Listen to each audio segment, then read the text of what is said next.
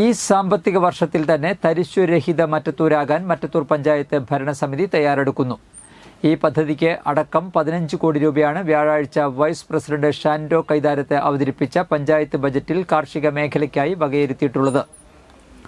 മുൻ വർഷത്തെ നീക്കിയിരിപ്പുൾപ്പെടെ 76.67 കോടി രൂപ വരവും 73.86 കോടി രൂപ ചെലവും 2.8 കോടി രൂപ നീക്കിയിരിപ്പും പ്രതീക്ഷിക്കുന്ന ബജറ്റാണ് അവതരിപ്പിച്ചത്.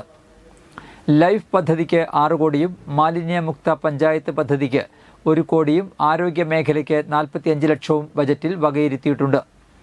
പഞ്ചായത്ത് പ്രസിഡന്റ് അശ്വതി വിബി ബജറ്റ് അവതരണ യോഗത്തിൽ അധ്യക്ഷത വഹിച്ചു. സ്ഥിരം സമിതി അധ്യക്ഷരായ സനല ഉണ്ണികൃഷ്ണൻ, VS നിജിൽ, ഷൈബി സജി, KR ഔസേബ് എന്നിവർ സംസാരിച്ചു. രൂപയോളമുള്ള സാമ്പത്തിക പ്രയോജനം പഞ്ചായത്തിലെ കർഷകർക്ക് ഉണ്ടാക്കാൻ കഴിഞ്ഞത് അഭിമാനപൂർവമായ നേട്ടമായി കരുതുന്നു. കാർഷിക മേഖലയിൽ പുതിയ കാൽവെപ്പായ മറ്റത്തൂർ മട്ടയുടെ വിജയ തുടർച്ചയ്ക്കും സമഗ്ര നെൽകൃഷിക്കും വികസനത്തിനുമായി 1,40 ലക്ഷം രൂപയും തെങ്ങ്, ജാതി, വാഴ, അടയ്ക്ക, ഔഷധ സസ്യം എന്നിങ്ങനെയുള്ള നവകേരള നിർമ്മിതിയുടെ ഭാഗമായ തരിശുരഹിത പഞ്ചായത്തായി മാറ്റുന്നതിന് 10 ലക്ഷം രൂപയും ഫ്ലാഗ്ഷിപ്പ് പദ്ധതിയായിട്ടുള്ള മാലിന്യ സംസ്കരണം തുടങ്ങി അതിദാരിദ്ര്യ നിർമ്മാർജ്ജനം വരെ എത്തി നിൽക്കുന്ന വിവിധ മേഖലകളെ സ്പർശിച്ചുകൊണ്ടുള്ള പ്രവർത്തനങ്ങളുമായിട്ടാണ് മറ്റത്തൂർ പഞ്ചായത്തും മുന്നോട്ട് പോയിട്ടുള്ളത്.